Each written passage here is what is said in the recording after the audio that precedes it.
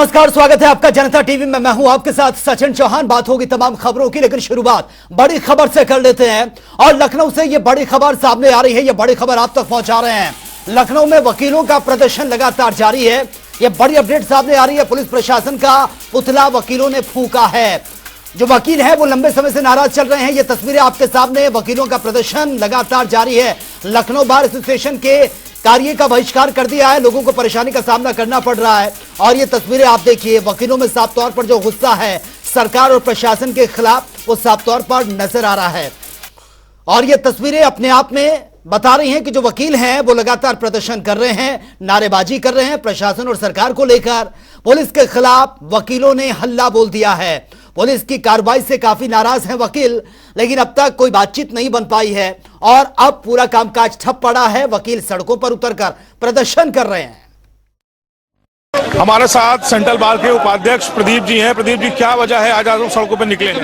देखिए, पूरे प्रदेश का अधिवक्ता एडवोकेट प्रोटेक्शन एक्ट की मांग कर रहा था और उसके खिलाफ षड्यंत्र किया जाता है। हर जनपद में पुलिस लगातार अधिवक्ताओं के खिलाफ एफआईआर लिखना शुरू कर देती है और इतना ही नहीं करती है।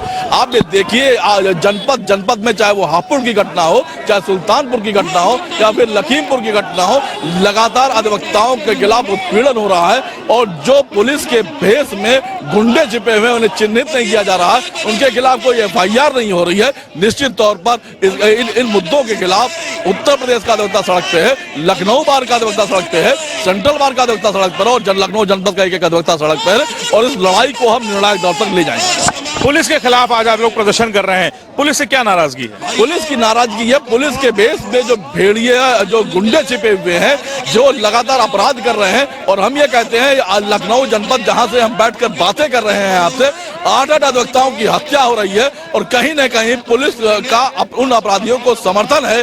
तो निश्चित तौर पर पुलिस के बेस में छुपे हुए गुंडों को हम चिन्हित करना चाहते हैं और हमारी कोशिश होगी कि जितने भी अपराधी और पुलिस मिलकर षड्यंत्रकारी ताकते हैं जो अधिवक्ता की शक्ति को कमजोर करने की कोशिश कर रहे हैं, हम इनके खिलाफ ये लड़ाई जारी रखेंगे। तो इस लड़ाई को निर्णायक दौर तक पहुंचाएंगे।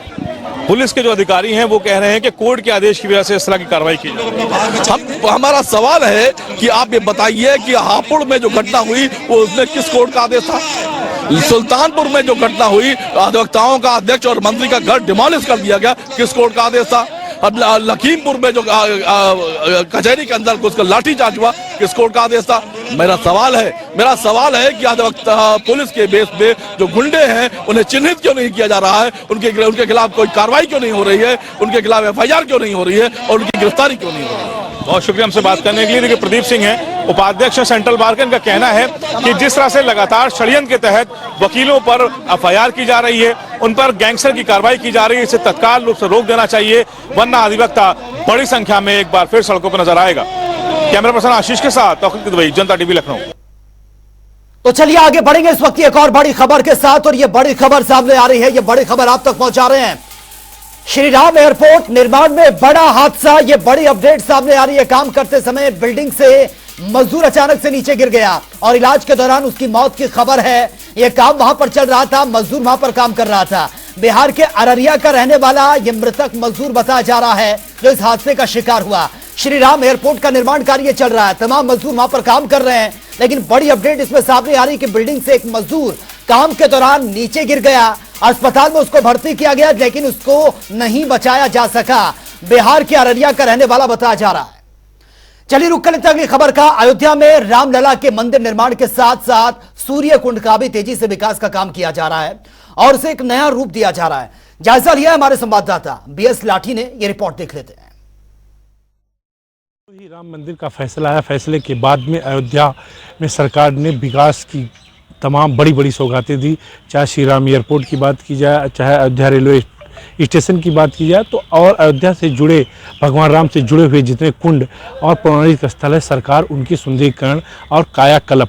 आज हम इसी दर्शन नगर है, दर्शन नगर में पहुंचे हैं। जिस तरह से भगवान राम का मंदिर बन रहा है, उसी की एकदम तर्ज पे, उसी की नक्काशी पे आप देख रहे हैं। भगवान राम के जो पूर्वज राजा सूर्य, जो सूर्यदेव थे, उनका ये कुंड दर्शन नगर पे स्थित है। ये कुंड जो अपने आप में एक महत्व है, कुंड का एक महत्व है कि राजा दशरथ भी यहाँ स्नान किए थे। जो भी रोगी कुष्ठ रोग हो या शरीर में किसी को कोई ऐसी दिक्कत हो तो कुष्ठ रोगी इसमें आके हर संडे को स्नान करते हैं। और इस महत्व इस मंदिर का ये है कि भगवान राम भी यहाँ भी स्नान किए थे और उनके पिता राजा दशरथ, इसलिए सूर्य कुंड के नाम से जाना जाता है। आप देख रहे हैं कि किस तरह से जब से कुंड बना है, मैं अपने कैमरे से दिखाऊंगी कि पर्यटकों का जो लोग हर संडे हो या शनिवार यहाँ ही माहौल रहता है और लोग दूर दूर से आते हैं और कुंड में स्नान भी करते हैं, सूर्य का दर्शन भी करते हैं, जिससे बताया जाता है कि जिसकी आयु भी लंबी हो जाती है। अक्सर लोग जिनका जन्मदिन होता है वो भगवान, ये मेरे जस्ट सामने ये मंदिर है भगवान सूर्य की, वो आके कुंड में स्नान करते हैं। राम के जो पूर्वज है भगवान सूर्य, उनका दर्शन पूजन करके आशीर्वाद भी लेते हैं। ये कुंड बनके अब तैयार हो चुका है। अब पर्यटकों के लिए शहर में चर्चा आ रहा है। वीडियो पर्सन कृष्णा के साथ BS लाठी, जनता टीवी, अयोध्या। और वहीं लखनऊ के इंदिरा गांधी प्रतिष्ठान में IIT का दीक्षांत समारोह का आयोजन किया गया। आपको बता दें कि कार्यक्रम में चीफ गेस्ट राष्ट्रपति द्रौपदी मुर्मू, मुख्यमंत्री योगी आदित्यनाथ और राज्यपाल आनंदीबेन पटेल कार्यक्रम में मौजूद रहीं। और दीक्षांत समारोह में कुल 315 छात्राओं को यह डिग्री दी गई है, जिसमें 61 छात्राएं और 254 छात्र इसमें शामिल हैं। साथ ही समारोह में साल 2018, 2019 और 2020 और 21 के पास आउट छात्रों को यह डिग्रियां दी गई हैं। और इसके अलावा बीटेक सहित विभिन्न विभागों के 7 टॉपर्स को गोल्ड मेडल देकर सम्मानित भी किया गया है। इंजीनियरिंग, टेक्नोलॉजी और बिजनेस जैसे विषयों में IIIT के द्वारा प्रदान की जाने वाले शिक्षा प्रदान करने वाले शिक्षक और शिक्षा ग्रहण करने वाले सभी विद्यार्थियों शैक्षणिक जगत के शीर्षोत्तम पायदान पर खड़े हैं। IIIT का भारतीय परंपरा को बुनियाद बनाकर क्षेत्रीय भाषाओं में ज्ञान अर्जन करने की सोच एक सकारात्मक कदम है। ये कदम भाषाई सीमाओं की वजह से ज्ञान संवर्धन में आने वाली बाधाओं को दूर करने में बड़ा कदम साबित होगा। अनुसंधान एवं विकास को कार्यकारी एवं मूर्त रूप देकर समाज तक पहुंचाने एवं वास्तविक दुनिया की चुनौतियों के समाधान योग्य बनाने के लिए इंक्यूबेशन सेंटर CREATE की स्थापना सराहनीय एवं प्रशंसनीय। आर्टिफिशियल इंटेलिजेंस और इसके अनुप्रयोगों पर केंद्रित पाठ्यक्रम विद्यार्थियों को नई तकनीकी परिदृश्य में नेविगेट करने के लिए आवश्यक कौशल प्रदान करता है। मुझे ये जानकर खुशी हो रही है कि IIIT लखनऊ समाज एवं उद्योग जगत के सामने आने वाली चुनौतियों के निदान एवं समय के साथ उपजी मांगों के लिए विद्यार्थियों को तैयार करने के लिए प्रतिबद्ध है। IIIT के द्वितीय दीक्षांत समारोह में आज जिन युवा साथियों को उनकी डिग्री अवार्ड हुई है, उन्हें और उनके सभी अभिभावकों को मैं हृदय से बधाई देता हूं। हम सब जानते हैं कि हमारा देश आज दुनिया के अंदर एक बड़ी अर्थव्यवस्था के रूप में उभरता हुआ दिखाई दिया है। हम सब एक नए भारत का दर्शन प्रधानमंत्री मोदी जी के नेतृत्व में कर रहे हैं। पिछले 9-10 वर्षों के अंदर आपने देश की बदलती हुई इस तस्वीर को देखा होगा, जिसमें जीवन के प्रत्येक क्षेत्र में भारत ने अपने युवा ऊर्जा के लिए अनेक संभावनाओं के द्वार खोले हैं। और आप उत्तर प्रदेश में हैं, तो नए भारत के इस नए उत्तर प्रदेश में उत्तर प्रदेश की इन संभावनाओं के साथ आपको कार्य करने के एक अवसर के रूप में मैं सादर आमंत्रित भी करता हूं। हम सब जानते हैं, प्रधानमंत्री जी ने 2027 तक देश की अर्थव्यवस्था को $5 ट्रिलियन के समकक्ष रखने का जो एक संकल्प देशवासियों को दिया है, उत्तर प्रदेश भी उसके साथ $1 ट्रिलियन की इकोनॉमी बनने की दिशा में अग्रसर हुआ है। आज का यह दिन सिर्फ उन स्नातकों के लिए ही नहीं जिन्हें उपाधि प्राप्त हुई है, बल्कि संस्थान के सभी अधिकारियों, शिक्षकों, कर्मचारियों तथा पास आउट विद्यार्थियों के माता पिता एवं अभिभावकों के लिए भी महत्वपूर्ण है। आपसे सिर्फ आपके पेरेंट्स और आपके प्रोफेसर्स की ही उम्मीद नहीं जुड़ी है, बल्कि देश के करोड़ों देशवासियों की आकांक्षाओं के भी आप प्रतिनिधि हैं। इसलिए जो उपाधि व पदक आपके हाथ में है, वो एक तरह से करोड़ों आशाओं का आकांक्षा पत्र है, जिन्हें आपको पूरा करना है। तेजी से तकनीकी विकास और गतिशील कार्यस्थल परिदृश्य द्वारा परिभाषित उद्योग के इस युग में समग्र शिक्षा के महत्व को कम करके आंका नहीं जा सकता है। शैक्षणिक ज्ञान से परे एक समग्र दृष्टिकोण, महत्वपूर्ण शोध, सोच, भावनात्मक बुद्धिमत्ता और प्रभावी संचार ही कौशल के विकास के साथ नवाचार को बढ़ावा देने के लिए आवश्यक है। सच तो ये है कि समग्र शिक्षा न केवल तकनीकी कौशल बल्कि आजीवन सफलता के लिए आवश्यक और रचनात्मकता को पोषित करने की कुंजी है।